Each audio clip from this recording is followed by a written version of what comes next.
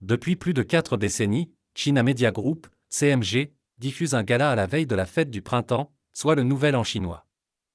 Cette année, la tradition a été une fois de plus respectée avec des innovations majeures. Avec l'inscription de la fête du printemps sur la liste représentative du patrimoine culturel immatériel de l'humanité de l'UNESCO, une touche particulière a été apportée au gala qui est une dimension importante de la fête.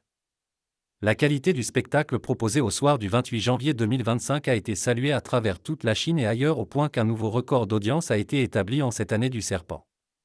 Jusqu'au 29 janvier à 8 h, la diffusion en direct du gala de la fête du printemps 2025 sur les plateformes de nouveaux médias avait atteint 2,13 milliards de vues, soit une augmentation de 26,04% par rapport à la même période l'année dernière. Les statistiques préliminaires indiquent que l'audience en direct du gala de la fête du printemps sur écran vertical a atteint 300 millions de personnes, soit une augmentation de 16,73% par rapport à la même période de l'année dernière.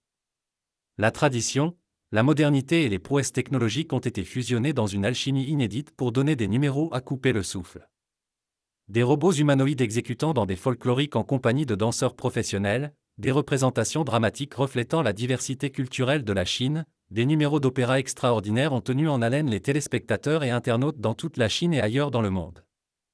Tous les âges, enfants, jeunes, adultes et personnes âgées ont été représentés dans les différents numéros qui ont défilé à l'écran.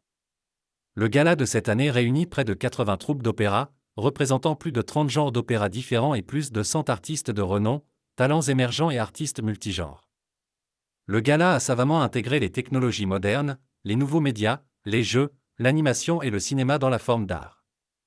Grâce à des techniques immersives telles que des sketchs théâtraux, des vitrines culturelles alimentées par l'IA et des interactions entre les écrans et le public étranger, le gala a célébré la culture chinoise avec une ouverture à d'autres cultures. Le gala a été accessible aux personnes malentendantes et malvoyantes. Moment de communion populaire, toute la Chine a accueilli dans allégresse générale l'année du serpent. Les lanternes rouges et les décorations colorées ont créé une atmosphère festive dans toute la Chine. Dans un élan fraternel, dans la partie continentale du pays, à Hong Kong et Macao, à Taïwan, les Chinois ont célébré leur héritage culturel et se sont souhaités la bonne fortune et la prospérité.